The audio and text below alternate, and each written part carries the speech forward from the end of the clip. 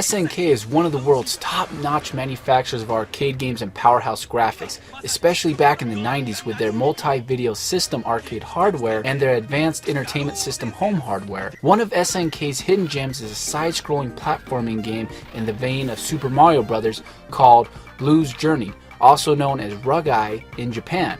Not often could you walk into an arcade and find a side-scrolling platformer to play, which really adds to Blues' arcade charm. Developed by Alpha Denshi, who designed several other hits for SNK, including Magician Lord and World Heroes, and published by SNK, Blues Journey was originally released in the arcades in 1991 and soon after on the AES. Blues Journey is a unique, fast-paced, and colorful side-scrolling adventure that has you playing as the lovable insectarian Blue on a quest to save his planet Rugai from the intruding Daruma tribe that is polluting the island.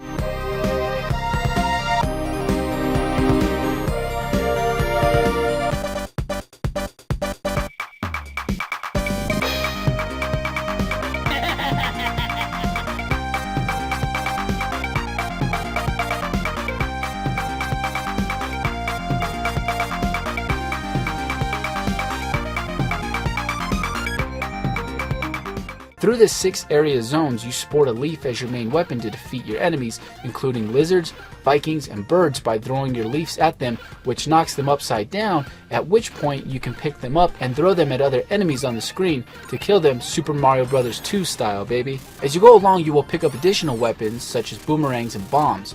You can power up your leaf weapon to dish out a heavier attack, and there is also a power-up that you can collect that allows you to grow big, light up, and destroy enemies as you run through them, similar to the Starman power in Super Mario Bros. You can collect flowers as money to purchase extra items at shops found throughout the levels, such as swim fins to swim faster, a light safe to protect your items, honey for extra stamina, spikes, and ocarinas.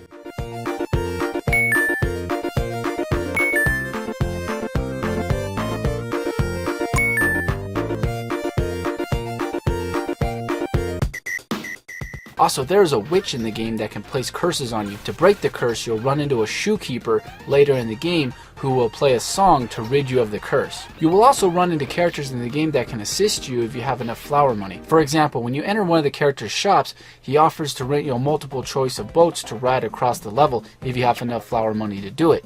If you don't, no worries, since you can take alternate paths to complete the levels. A very nifty gameplay mechanic to the game is that Blue can switch his body size from big to small, depending on what the level design calls for, and what hard to reach items you need to attain.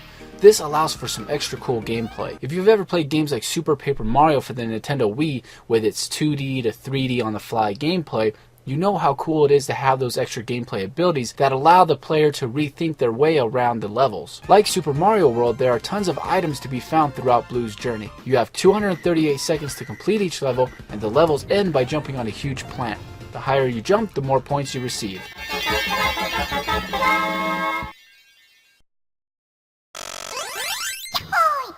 After every couple levels, you are faced with a boss battle.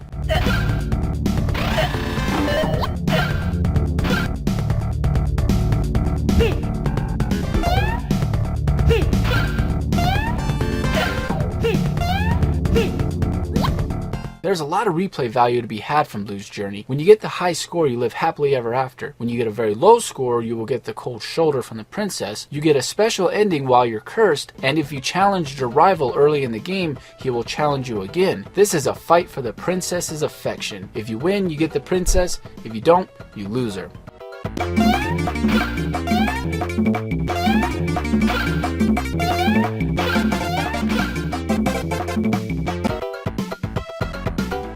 Blue's Journey features a co-op mode, so be ready to plug in your extra Neo Geo joystick or Wiimote and have a friend take control of Blue's green-colored buddy. Wii Remote, you may ask?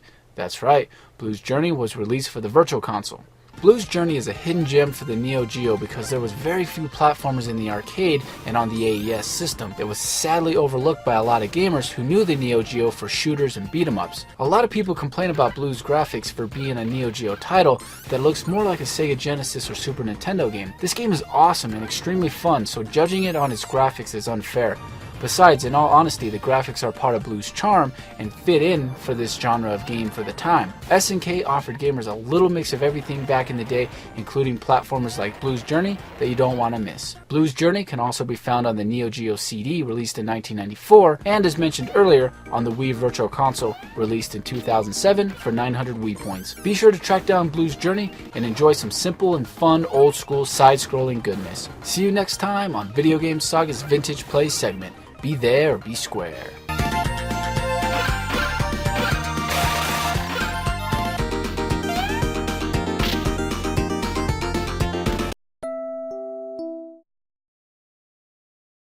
Well done.